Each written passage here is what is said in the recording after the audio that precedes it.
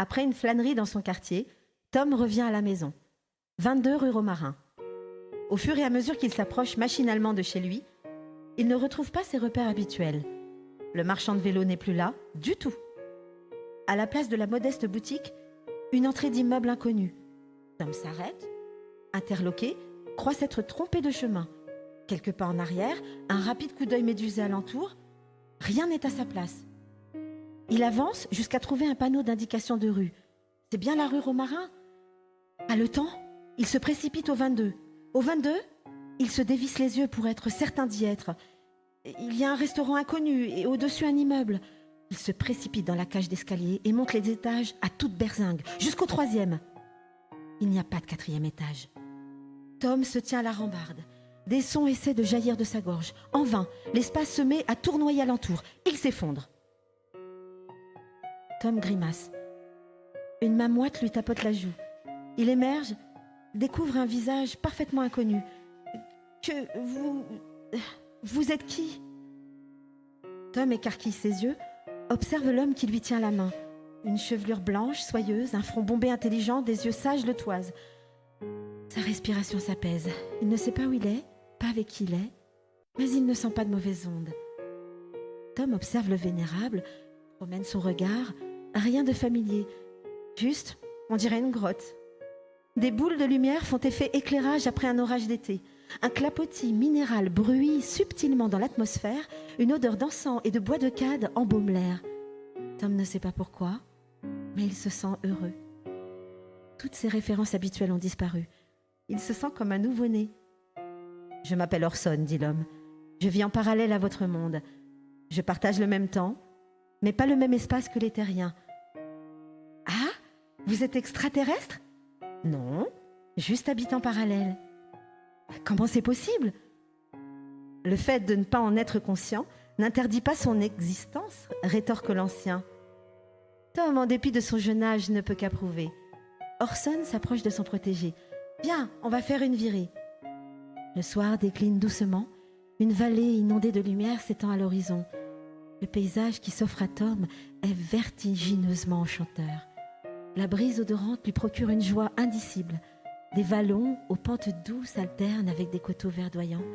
Les couleurs se mélangent en une pochade heureuse. Des animaux inconnus, folâtres lointains.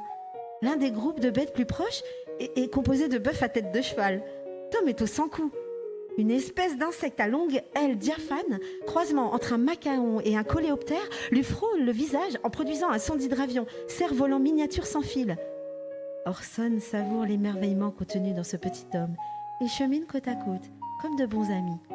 Orson pose aimablement sa main sur l'épaule du galopin. Des frissons de bien-être parcourent les chemises de Tom. Il est traversé par un sentiment d'amitié. Un tic d'émotion lui fait cligner les yeux. Une larme naïve et attendrissante glisse sur sa joue vermeille. Lorsque Tom est heureux, il pleure. Adieu, 22, rue des Romarins, adieu parents, Momo et les copains du quartier. Le passé glisse fugitivement sur l'écran de sa mémoire, s'efface subitement. Devant, une chute d'eau grandiose. Le son de l'eau qui se jette dans le vide produit un son de xylophone. Un concert végétal, minéral. Il s'assied en bordure du précipice. Il frissonne dans l'air humide. Orson le laisse apprécier la beauté des lieux. Espace de liberté infinie que rien ne retient. Leur souffle se mêle aux zéphyrs du soir. « Viens, Tom, je voudrais te montrer quelque chose. » Ils serpentent tous deux à travers les sentiers, puis arrivent à l'orée d'une fresnaie touffue. Un chemin se dessine sous le pinceau de mère nature. Ils se faufilent en file indienne, Orson en tête. Ici, les arbres chantent des mélodies, plusieurs voix. Notamment 2 timbres se distinguent nettement, un son aigu et un autre grave et guttural. Ces 2 tonalités se cadencent harmonieusement. Le petit cœur de Tom bat la mesure à l'unisson. Les pulsations de son sang s'accélèrent. Le sol est jonché de mousse, ce qui rend le trajet moelleux. Tous ses sens sont en alerte. Il se sent libre. Il ne sait pas pourquoi, mais il éprouve une sensation de légèreté, comme si, voyageur depuis 11 ans sur Terre, chargé de lourdes valises, il les posait enfin et continuait l'aventure de la vie avec pour seul bagage une curiosité insatiable. Orson fait signe à Tom de s'immobiliser. Ils sont manifestement rendus sur le lieu. Une échappée se présente devant eux. Approche, Tom, asseyons-nous. Ils sont dans une clairière verdoyante, moussue. Au centre, une ravine affaissée qui semble peu profonde. Observe bien ce qui va suivre. Tom est tout excité, il s'agite un peu, passe sa main dans sa touffe de cheveux et cligne des yeux. Lentement, un gazouillis accompagné d'un mouvement de rotation fait apparaître un cylindre piqué de plein de petits trous qui laisse échapper une brume chamarrée. Les yeux écarquillés, Tom est totalement hypnotisé sur l'objet insolite qui s'élève graduellement puis se stabilise subitement. Les auréoles de couleurs qui jaillissent des trous se matérialisent dans l'espace, forment des écrans sur lesquels des images défilent. Tom est au cinéma en plein air. Plusieurs écrans se présentent, mais l'un d'entre eux attire tout particulièrement son attention. Ses parents sont affairés dans la cuisine en pleine préparation d'un festin. Leur sourire épanoui témoigne d'un bien-être évident. Soudain, sa mère tourne son visage de face et s'adresse directement à Tom. « Tom, chérie, ça se passe bien avec Orson ?» Tom se rapetisse sur le sol roulant des yeux éberlués. «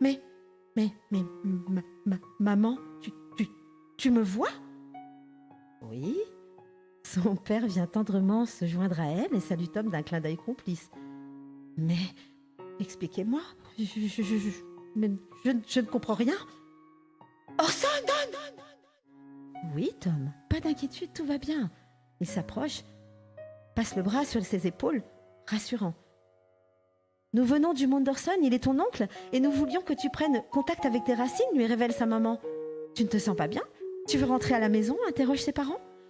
Non, pas tout de suite. « Mes racines ? Je viens du monde d'Orson. Il est mon oncle. Mais pourquoi ? Comment ? Enfin, mais maman ? Ah, c'est comme quand je lis mes livres d'aventure. J'ai l'impression d'être entrée dans une histoire et là, maman, je suis en train de lire dans mon lit ou bien je suis réellement avec Orson dans le monde parallèle ? » « Quelle importance, mon trésor !» chuchote sa maman d'une voix séraphique. Tom sent une douce caresse sur sa joue. Il peine à ouvrir les yeux, engourdi. « Chérie, Tom, il est l'heure de se lever. Tu vas être en retard à l'école. » Ses yeux s'ouvrent grands. Sa mère, souriante, soyeuse, lumineuse, se penche vers lui tendrement. Tom promène son regard alentour et découvre sa chambre, ses posters, ses rangées de livres impeccablement ordonnés, son bureau sur lequel trône sa map monde encore éclairée, son armoire à linge, tout est là. Rien n'a bougé. Il serre sa maman très fort contre son cœur et lui dit « Oh maman, oh, je t'aime. » Le regard de Tom pétille de mille feux et il sourit aux anges, pas mécontent de son périple et heureux d'être de retour.